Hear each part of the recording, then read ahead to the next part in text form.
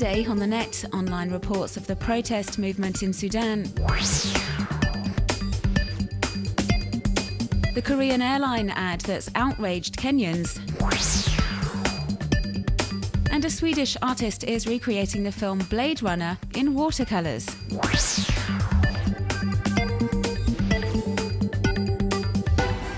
This footage is said to have been filmed during a demonstration in the Khartoum suburb of Omdurman on Tuesday night. For several days now, Sudan has been rocked by a wave of protests against government austerity plans. The movement began at Khartoum University, where students have been gathering since Saturday on a daily basis to protest against rising food and transport prices. The economic situation in the country has become difficult since South Sudan split away last year, taking with it a large proportion of the country's oil production revenues. And when President Omar al-Bashir unveiled the government's austerity plan on Monday, it added fuel to the fire.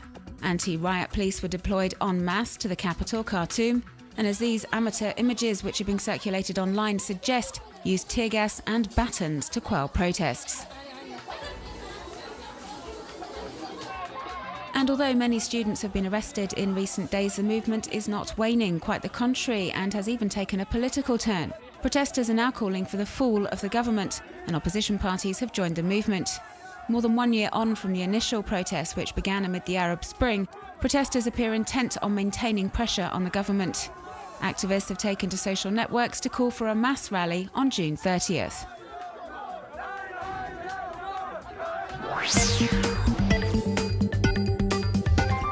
A Korean Airlines ad promoting the company's new route from Seoul in South Korea to Nairobi in Kenya has sparked controversy on the web. The wording on the ad, which was intended to praise the beauty of the African savannah, referred to the indigenous people full of primitive energy living in Kenya, and has provoked a barrage of reactions online. Many Kenyan web users have been voicing their outrage on microblogging platform Twitter under the hashtag #PrimitiveEnergy, saying how shocked they are over the choice of words, which they feel insults an entire country. Some say the Korean airline is being racist towards Kenyans.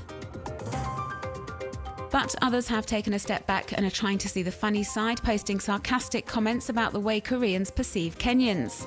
This young woman, for example, says with more than a hint of irony, her country is so primitive that the national marathon team is in charge of electricity supply, and there are power cuts whenever they stop running. This other Twitter user says he's about to go to the airport with his machete to show the Koreans just how primitive he is.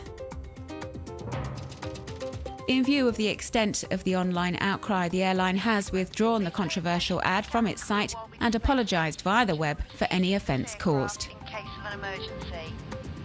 In an emergency, please.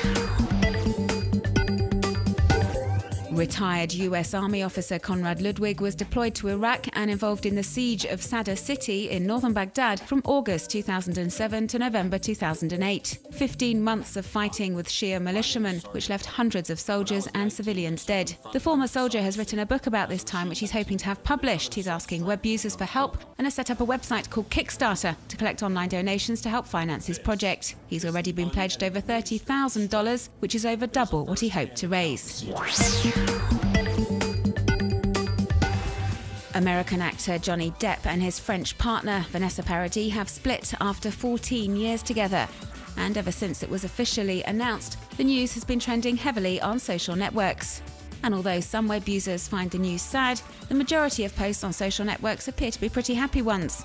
Fans of the Hollywood star are overjoyed that Depp is now single, and some even intend to try their luck.